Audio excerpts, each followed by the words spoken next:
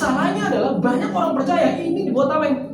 Oh Pak, nggak boleh menghakimi. Bukan soal nggak boleh menghakimi, kamu harus dididik, kamu harus dibenarkan. Ya. Nggak bisa. Yeshua nya ngomong mulai dari sekarang. Orang di kolam Bethesda menunggu mujizat disembuhin loh sama Tuhan. Betul nggak? Ya. Tapi Yesus bilang, pulanglah, jangan berbuat dosa lagi. Jangan. Halo, amin. Amin. Next. Ini saudara, yang tadi. Karena semua orang telah berbuat dosa dan telah kehilangan kemuliaan Allah. Dan oleh kasih karunia yang dibenarkan dengan cuma-cuma karena penebusan. Kamu diampuni, tapi ada God's timeline, ada waktu Tuhan. Waktu Tuhan tuh bergerak, waktu Tuhan tuh terus jalan. Why? Karena firman-Nya hidup. Makanya firman-Nya hidup. Makanya semua orang telah berdosa dan kehilangan kemuliaan Allah. Kamu ditebus, tapi hukum tetap jalan. Supaya apa saudara? Supaya gini saudara. Supaya karya penebusan Kristus itu nggak diremehin, nggak digampangkan. Betul? Betul. Saudara gini, sulit saudara, sulit. Karena gini, banyak orang percaya yang mindsetnya gini, enggak. Sekali Yesus pasti selamat. Paulus aja sekelas rasul, dia bilang ini kerjakan keselamatanmu dengan takut dan gentar, kerjain. Nggak bisa. Terima Yesus dicelup, terus selamat. Tentu ada perjalanan yang harus kamu tempuh. Kamu harus costly, harus bayar harga. Dengan apa? Dengan yang namanya ketaatan.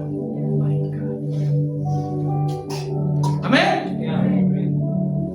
Makanya gini saudara, jikalau hari ini kamu diampuni oleh kasih karunia Tuhan, tapi setelah kamu diampuni, Yesus bilang itu, jangan berbuat dosa lagi. Mulai dari sekarang. Katakan, ada waktu. Ada waktu. Ada waktu. God's timeline. Nih saudara, kasih karunia itu pintu. Ketaatan adalah jalan. Kasih karunia itu pintu memerdekakan perempuan itu. Tapi ketaatan harus jalan. Gak bisa. Kasih karunia tapi gak taat. Wah repot lah.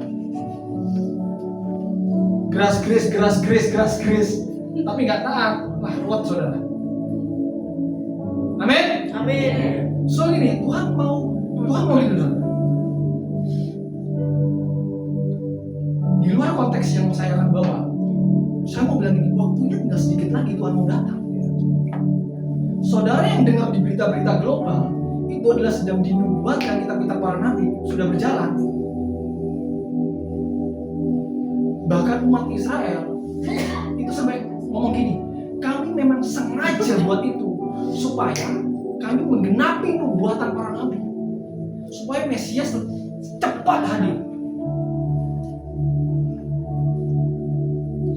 Sampai leadernya, pemimpin bangsa Israel itu bilang enggak, kami memang sengaja buat karena kami mau cepat-cepat Mesias itu datang. Wah gawat.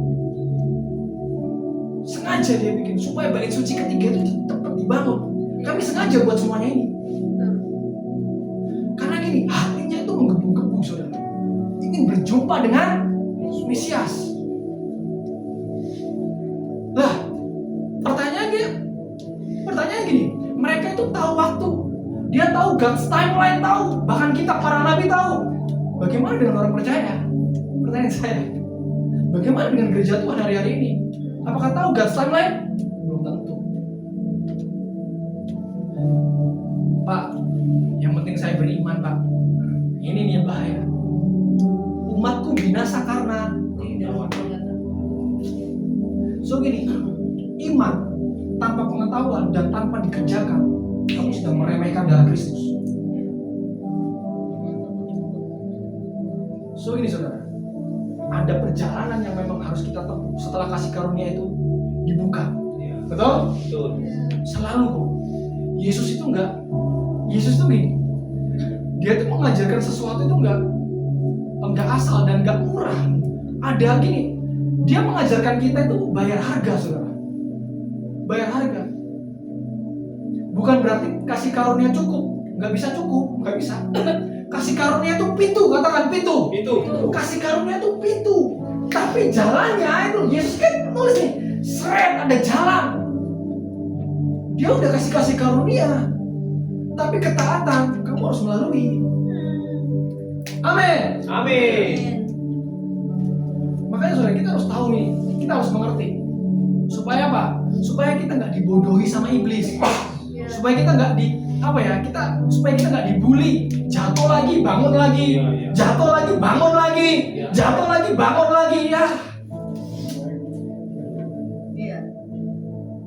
Halo. Amin. Gini saudara, Pak, kan kita masih manusia, Pak. Saudara, gini saudara, Yesus tuh blueprint. Dia tuh gambaran yang penuh. Dia 100% manusia juga. Kalau kita masih mindset kita, alasan kita, Pak, kan kita kan masih daging, kita masih gini. No, saudara. Makanya Yesus bilang gini, mulai dari sekarang itu harus ada effort, harus ada usaha. Kalau kamu mau jatuh, ya jangan ke situ. Kalau kamu sudah tahu, wah kalau aku ke sini itu sudah pasti. Kalau kamu tahu itu salah, ya jangan ke situ. Betul lah? Betul. Jangan ke situ. Kalau kamu masih enggak, yang penting aku masih bisa minta ampun, bahaya saudara.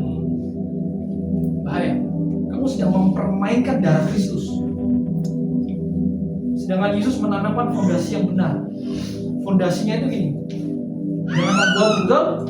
Jika kamu panas, adalah panas. Kalau kamu dingin. Amin. Ini jadi. Mari kita baca pelan-pelan. Kita baca bergantian ayat 1 sampai 6 dulu. Sebab itu, lihat nih saudara ya, perhatikan baik-baik, ini dahsyat. Sebab itu baiklah kita waspada, supaya jangan ada orang di antara kamu yang dianggap ketinggalan.